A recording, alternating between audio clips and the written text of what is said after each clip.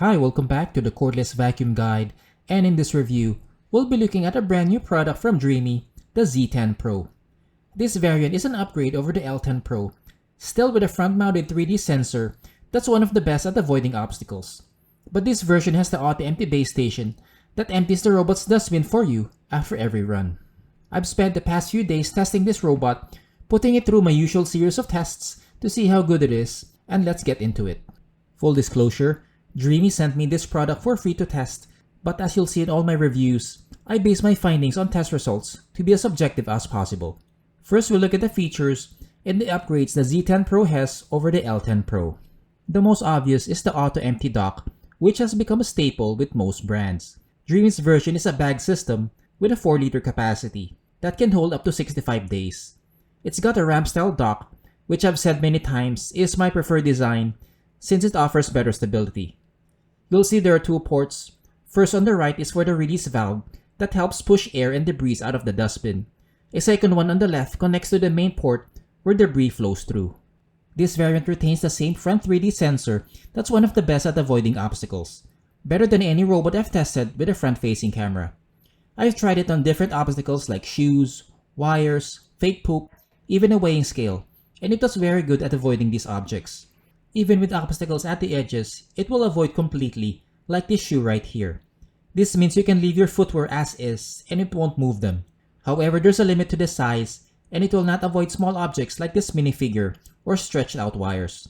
So keep expectations in check with this technology. But still, it's a vast improvement over robots using a front-facing camera since it has fewer blind spots.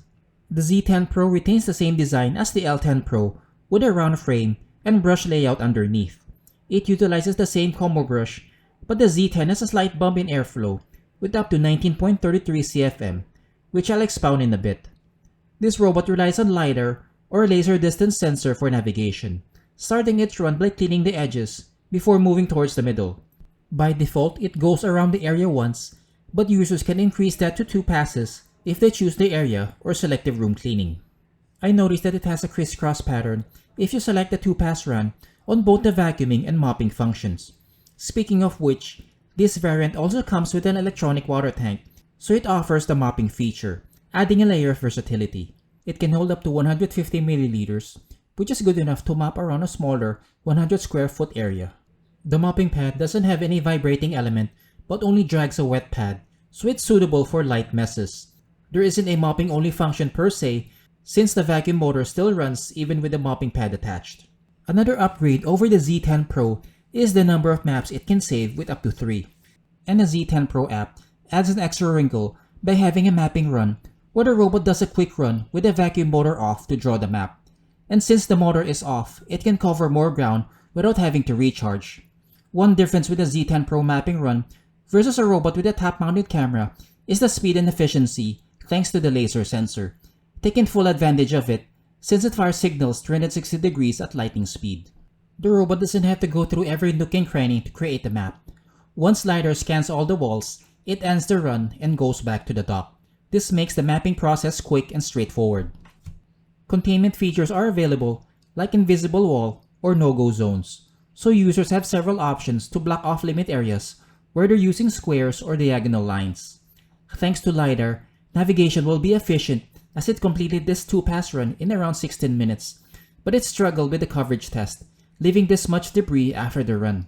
One reason could be these rubber flaps that block the debris path towards the main brush. One downside with LiDAR is this cover that adds an extra 1/8 of an inch to the robot so it won't clear furniture under 3.8 inches. While the L10 Pro and Z10 Pro have the same claimed suction of 4,000 pascals, the Z10 Pro has slightly more airflow with up to 19.33 CFM at the highest setting. Not a huge bump over the L10 Pro, but the improvement in the cleaning test on carpet is noticeable. It picked up an average of 79.95% on deep cleaning tests, which is more than 10 percentage points better than the L10 Pro, and it also picked up more with surface debris on carpet. However, the L10 Pro is slightly better on hard floors. The Z10 Pro was decent in the sand on hard floor test with a 97% pickup, though it didn't do as well as other premium brands because of the fast spinning side brush that scattered it, plus these rubber flaps hindering debris from going directly to the brush roll. I also tested this robot on hair strands, and the Z10 Pro did well at least with 5-inch strands, picking up 83%, but not so good with longer 7-inch strands, getting only 27%. It also struggled with edge cleaning, primarily due to its round frame, leaving this much debris after the run. Mopping performance is decent despite not having any agitation element.